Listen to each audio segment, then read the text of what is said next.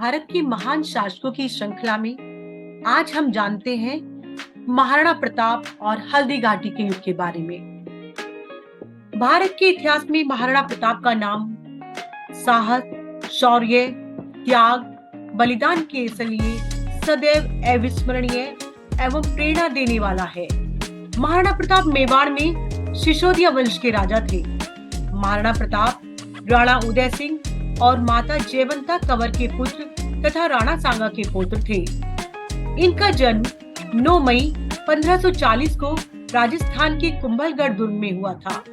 मेवाड़ भूमि में मेवाड़ के संस्थापक बप्पा रावल, कुमार प्रथम, राणा हमीर, राणा कुंभा, राणा सांगा, राणा उदय सिंह और वीर शिरोमणि महाराणा प्रताप ने जन्म लिया।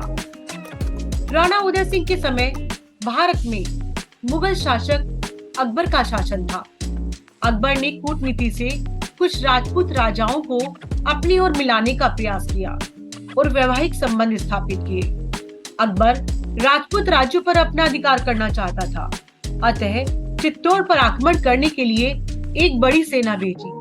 युद्ध की विभीषिका के चलते राणा उदय सिंह ने प्रजा की सुरक्षा को ध्यान में रखते हुए चित्तौड़ से आकर अरावली पर्वत पर घेरा डाला और वहां 1559 ईस्वी में उदयपुर नामक नगर बसाया तथा उसे अपनी राजधानी बनाया।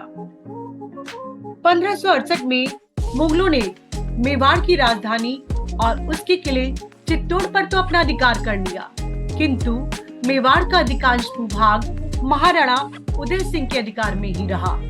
1572 ईस्वी में राणा उदय सिंह की मृत्यु के बाद जब उनका ज्येष्ठ पुत्र राणा प्रताप सिंह गद्दी पर बैठे, तब महाराणा प्रताप ने सिंहासन पर बैठते ही शपथ ली कि जब तक वे चित्तौड़ को स्वतंत्र नहीं करा लेंगे, तब तक न तो सोने चांदी की थाली में भोजन करेंगे, न मुलायम गद्दों पर सोएंगे और न राजभवन में वास करेंगे। राणा प्रताप के इन उत्साहपूर्ण उद्गारों तथा कठोर प्रतिज्ञा को सुनकर सभी राजपूत सरदार उत्साहित हो गए और सभी ने जीवन के अंतिम श्वास तक चित्तौड़ की मुक्ति के लिए संघर्ष करने की घोषणा की। हल्दी घाटी का युद्ध। अकबर ने राजा मानसिंह को भेजकर महाराणा प्रताप से मुगल आधिपत्य को स्वीकार करने के लिए कहा, परंतु राणा प्रताप ने इसे अस्वीकार कर दिया। मेवाड़ का राज्य अकबर के लिए साम्राज्य विस्तार के साथ साथ गुजरात के साथ व्यापार करने के लिए भी आवश्यक था। अतः 1576 ईस्वी में मानसिंह और आसफ खां के नेतृत्व में एक सेना मेवाड़ पर आक्रमण करने के लिए भेजी गई। 18 जून 1576 ईस्वी को महाराणा प्रताप ने हल्दी घाटी के मैदान में मुगल सेना का मुकाबला किया। युद्ध के प्रारंभ में राजपूत सैनिकों ने मुगल सैनिकों को चारों ओर से घेर लिया और उन्होंने किसी तरह वहां से भागकर अपनी जान बचाई। इस युद्ध की भीषणता का आंखों देखा वर्णन बदायूनी ने किया है, जो मुगल सेना की ओर से युद्ध के मैदान में उपस्थित था। महाराणा प्रताप अपने चेतक नामक घोड़े पर सवार होकर शत्रुओं की सेना में घुस गए। कहा जाता है कि महाराणा प्रताप युद्ध करते हुए 72 किलो का कवच, 81 किलो का भाला अपने हाथ में रखते थे। भाला, कवच और ढाल तलवार का वजन मिलाकर 208 किलो हुआ करता था। इस युद्ध में अकबर की सेना में लगभग 2 लाख सैनिक थे तथा राणा प्रताप की सेना में 6000 सैनिक थे। महाराणा प्रताप ने गिरी वनवासी भील लोगों को भी अपनी सेना में भर्ती करके उनकी एक विशाल और जुझारू सेना खड़ी की। महाराणा प्रताप के शूर राजपूत सैनिकों ने मुगल सेना का डटकर सामना किया। महाराणा प्रताप ने मानसिंह को मारने के लिए निशाना साधकर अपना भाला उसकी ओर फेंका। दुर्भाग्यवश लक्ष्य भेद चूक गया और मानसिंह बुरी तरह आहत होकर युद्ध भूमि से भाग निकला। किंतु जब राणा प्रताप युवराज सलीम को मारने का प्रयास कर रहे थे, तभी शत्रु सैनिकों ने उन्हें घेर लिया। तब सरदार झाला ने स्थिति को समझते हुए राणा का मुकुट और छत्र धारण कर राणा की ओर से युद्ध किया।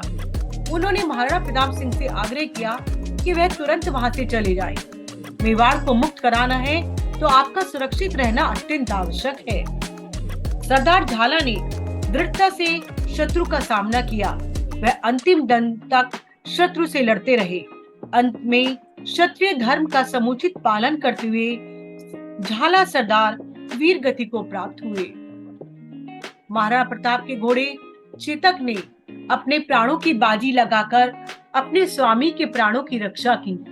महाराणा प्रताप का भाई शक्ति सिंह जो मुगलों का साथ दे रहा था, महाराणा प्रताप की प्रखर स्वाभिमान, अतुलनीय शौर्य, साहस को देखकर अब उसका हृदय परिवर्तित हो गया और महाराणा प्रताप का पीछा कर रहे मुगल सरदारों का खात्मा कर दिया।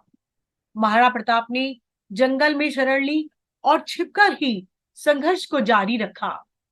इसी दौरान भामाशाह, जिनके पूर्वज तथा स्वयं वे भी मेवाड़ की राजकोषीय व्यवस्था को देख रहे थे, उन्होंने विपत्ति के समय अपनी ओर से तथा राजकीय खजाने का सुरक्षित धन एवं संपत्ति महाराणा प्रताप को समर्पित कर दी। हल्दी घाटी के युद्ध में मुगल सैनिक इतना अधिक थक गए कि वे आगे नहीं बढ़ सके। गोगुंदा राजा मानसिंह के अधिकार में चला गया, किंतु अकबर ने मानसिंह को वापस बुला लिया। उसके पश्चात भी अकबर लगातार मेवाड़ से युद्ध करता रहा, परंतु राणा प्रताप ने उसका आधिपत्य स्वीकार नहीं किया। उन्होंने गोरिल्ला युद्ध प्रणाली के द्वारा अकबर की सेना को कई बार मात दी। हल्दी घाटी का युद्ध अपेक्षानुसार निर्णयात्मक नहीं हुआ। इस युद्ध में राणा प्रताप को अनिवार्य रूप से पीछे तो हटना पड़ा, तो अकबर को भी महाराणा प्रताप का पूर्ण पराभव करना संभव नहीं हुआ। इसके बाद महाराणा प्रताप अपने प्राचीन दुर्ग में लौट आए और वहीं से उन्होंने गोगुंदा के दुर्ग में मानसिंह के सैन्य पर धावा बोल दिया। स्वयं अकबर सेना लेकर 13 अक्टूबर 1576 ईस्वी में गोगुंदा की ओर चल पड़ा।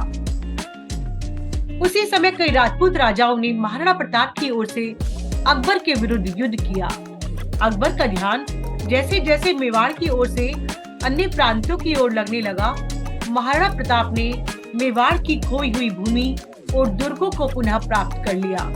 1585 ईस्वी से 1597 ईस्वी तक के लंबे समय में महाराणा प्रताप ने दक्षिणी पर्वतीय भाग में चावंड नामक स्थान को अपनी नई राजधानी बनाया, जहां मुगलों की सेना कभी नहीं पहुंच पाई। इस काल में अथक परिश्रम से उन्होंने राज्य में सुव्यवस्था भी स्थापित कर ली, किंतु अस्वस्थ होने के कारण 19 जनवरी 1597 ईस्वी को महाराणा प्रताप की मृत्यु हो गई। इस प्रकार आधा मेवाड़ राणा प्रताप की मृत्यु तक और उसके पश्चात उनके पुत्र अमर सिंह के ही अधिकार में रहा और उसे मुगल साम्राज्य में कभी मिलाया नहीं जा सका। महाराणा प्रताप ने लगभग 25 वर्ष तक भारतीय राजनीतिक मंच पर महत्वपूर्ण भूमिका निभाई। वह स्वदेश अभिमानी, स्वतंत्रता के पुजारी, रणकुशल, दृढ़ प्रतिज्ञ, वीर और उदार क्षत्रिय थे। उनका आदर्श था कि बप्पा रावल का वंशज किसी के सामने नहीं झुकेगा। वीर शिरोमणि महाराजा महाराणा प्रताप सिंह ने मुगल सम्राट अकबर से लगातार संघर्ष किया और मेवाड़ के सम्मान की रक्षा की।